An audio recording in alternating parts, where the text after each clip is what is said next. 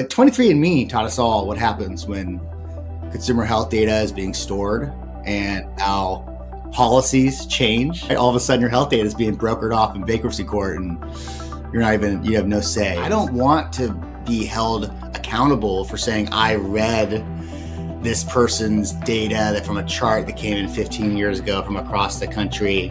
We're trying to support patient populations around the world with a mission to digitize 1 billion people's health records in the next 3 years.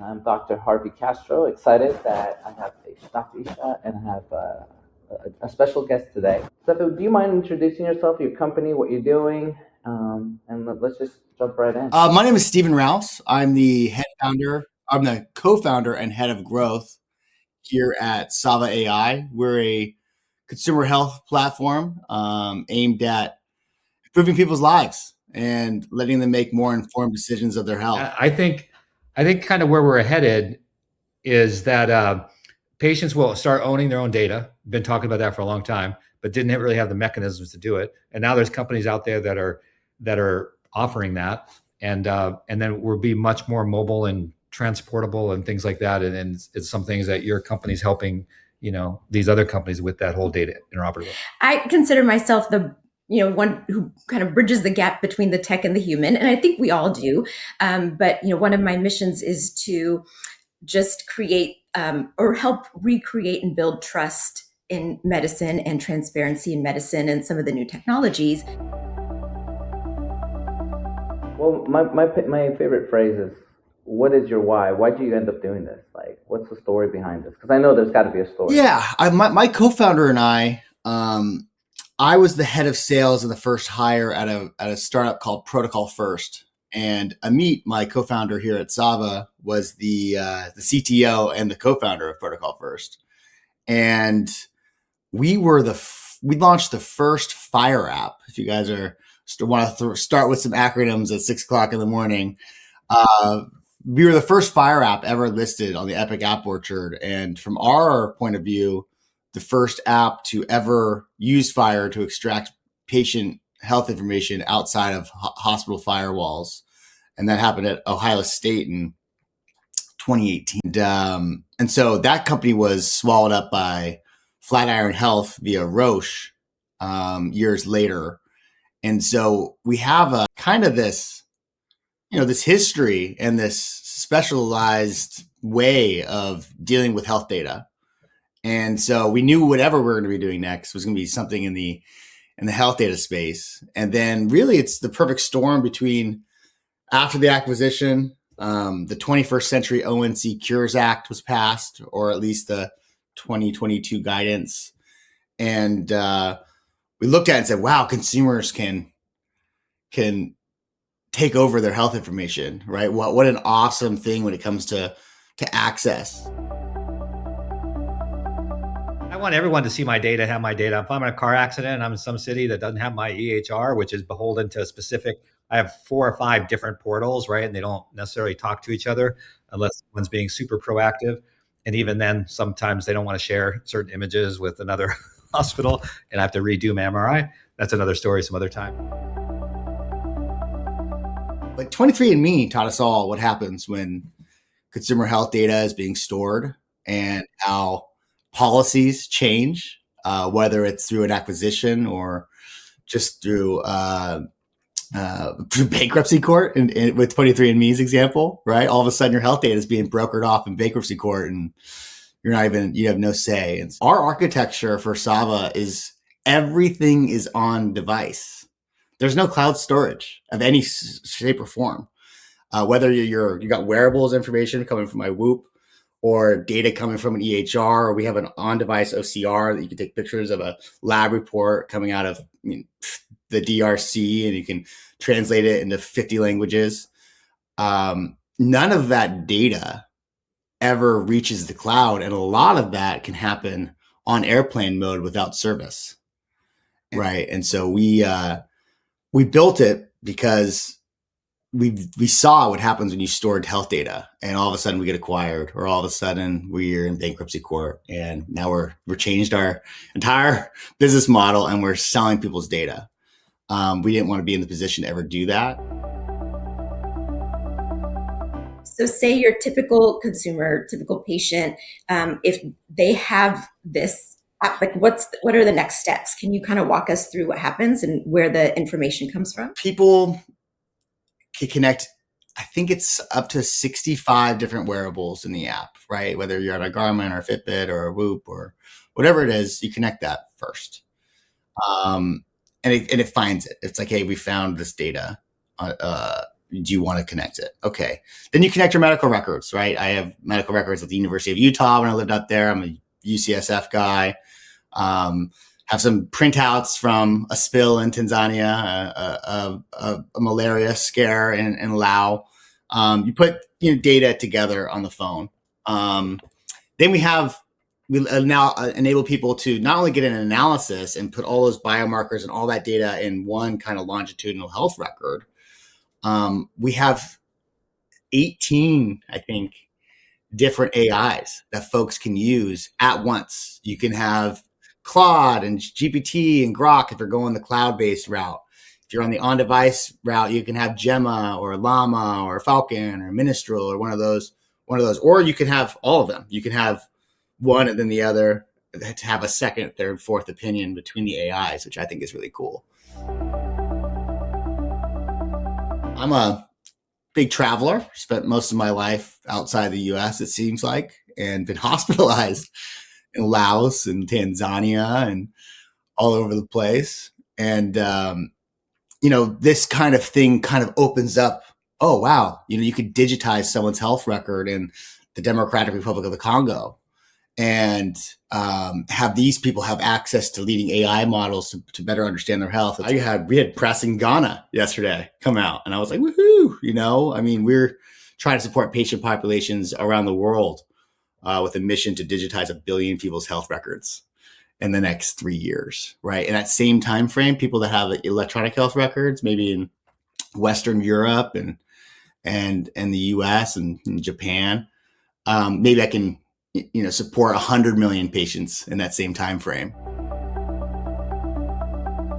The coolest thing that's happened, I just had to say, a month ago, I was on the phone with a dude in Sierra Leone, and we're on the phone, and he had worked for the Clinton Health Access Initiative and stuff like that, and pretty well versed. And he blew my mind. I was like, talk about medical records, and he went and found his medical record, right?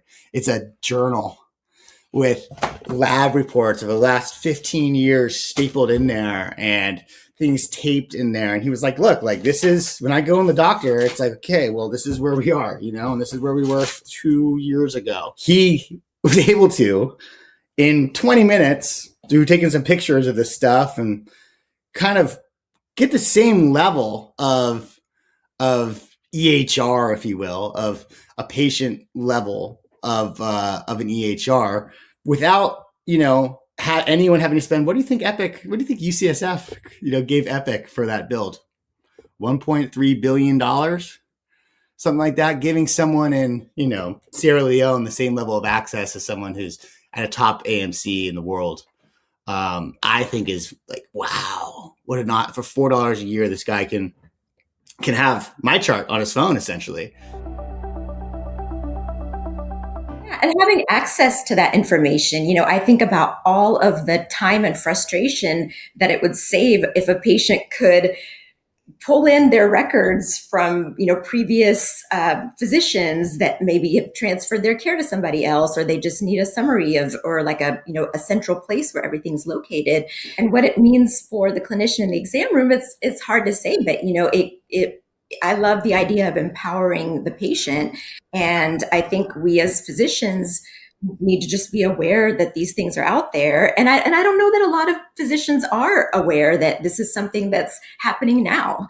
And so I think it's important to kind of get the awareness out. I don't know about you guys, but I lie to my doctor all the time, right? If I go to my primary care physician, how many drinks did you have? You're like, oh man, what's in range, and or for a million different reasons, especially on the lifestyle side. Are you working out? Like, yeah, don't look at my Whoop data, but yes, I work out all the time. I love to work. I just little, mini lies like that. I think everyone is guilty of that because you're talking to a human being, right? You're like, okay, man, I don't want you to judge me. I think that part of my fear with this health data is like every morning, Whoop's like, did you have any alcoholic drinks last night? Right? It asks me every morning and it logs it. Every single morning I wake up, it's the first thing that happens. And last night was farmer's market in downtown Sonoma. You know what? I drank a bottle of wine, but I'm going to tell you that I had 2 glasses of wine. But the point is I'm lying to the AI. I want to feel better about myself. What I think is the problem is if one day my health insurance company, if Blue Cross or whatever finds out, okay, like they have my medical records, they have all my other information, they have my wearables data, they have my alcohol consumption data, right? Maybe all of a sudden these guys with all their money can run an algorithm and like, Steve's probably pre-diabetic and doesn't even know he's pre-diabetic. And maybe they decide not to cover my family and I, or my premium goes up. Yeah. Why? Yeah. And it's like Avis is going to stop renting to me at some point because they're going to figure out I'm always going 180 miles an hour on the Autobahn. But what's wrong with that? Really like your take there, Dr. Mannering. But to piggyback on what you're saying, right? I've had people go, hey man, I don't want that data. I don't want to be held accountable for saying I read this person's data that from a chart that came in 15 years ago from across the country. They don't want to be like, maybe they read it and then the next appointment they completely forgot about it and it's not in their chart. They lose track of it and they misdiagnose somebody or they give the wrong medication. I mean, this is your guys' world. I won't, all the different things that can happen. And I think that keeping this data traceability clean is like really hard, right? Like on our app, it happens all the time where an EHR flags something. I'm like, yeah, that's what was in the note, but it's actually not true, right? Like it's not just our interpretation of the EHR. The EHR data is fragmented and off. And I think that everything kind of has to come together over the next however many years to increase everything, the traceability of this data, the cleanliness of this data, the correctness of this data. I'm going to play devil's advocate. Yes, doctors are missing information because they don't see it. But then on the other AI side is hallucinating, or how do I know that summary is correct or not correct? And if I'm putting all that power into that summary and it misses something, ultimately, who has the license? Does ChatGPT have the license? Does the hospital have the license? Or does the doctor have that license who ultimately makes that call? And so with that said, how do we do this? Because I'm going to age myself, when Google came out and I was in medical school, it was the Google, Dr. Google, and now it's Dr. ChatGPT. And so which one is correct and how do I use it? Case in point, I made my own digital twin, and literally, I mentioned in the show last week, I got all this information coming in, and literally my AI sent me a text saying, hey, dude, do not get on this flight. Do not go to Portugal. You're not rested. You didn't sleep. Your HRV is running ragged. You're hurting yourself. You're aging yourself. See if you could take 24 hours off just to kind of reset to go. And I thought, wow, that's pretty cool that it did that because it pulled from all that data. But more importantly, as a physician, I'm able to look at it and be like, okay, is this BS? Is this correct? Is this wrong? But if I was a regular consumer that had no medical background that saw it, be like, oh my God, this is going to give me cancer. I'm about to die. Are people going to run into some things they never experienced before and have tragic consequences? Yeah, it's true. But we have those tragic consequences today. I always try to remind people that. Everyone thinks like today's perfect state. No, there's 100,000 medical errors, induced deaths every year. we won't go into our own personal stories. I think we all have the same thing. We have traditional best practice medicine. So it's like we got to go out there and push the envelope, push on the frontiers, and go make things happen. Because again, I told you, governance is the biggest killer. I wish we could measure it. Like we talk about, is sepsis the biggest killer? What's the biggest killer? Nope, it's governance is the biggest killer today. So anyways, we got to push the frontiers. I'm all about that. Well, it's all, different pieces of the puzzle. And I think that's where like the integrity of the clinician is so important, that we keep that role, right? Because that's where the medical decision making happens. The data is one thing, and like whether you get the information about the health history by calling an office, getting them to fax you the records versus in a form of the patient bringing it to you, regardless of where you get that information is just part of what you use to make your decision. So then I think that's where, the clinical aspect of trying to decide how much value to put into that information versus what you see. I mean, what you see in front of you, the patient themselves, that's the most important thing. Everything else helps fill the gaps and create the picture for you, but you still have to have that, touch point with the patient. You have to, be able to just integrate all of that information and use all the data points to make your decision rather than just, relying heavily on one thing over the other. Everyone, so no matter where you are on the continuum, whether it's, Savva or something else, try it. Go out there and push. Try it yourself. Safe. You can control things like we talked about, but you got to try these different things to open up your mind a little bit, or change your mind. For me, maybe it's like, oh man, we need to pull back. But I think that's really important, is that everyone that has the ability to make decisions, they definitely need to get educated, try different things, always be learning, always be curious. And I think that's what's really going to help us push into the frontier as safely as we can. Yeah, thank you so much for having me on Signal and Symptoms. This is amazing. I thank the three of you for joining. All right, guys. Well, thank you so much. We'll keep in touch.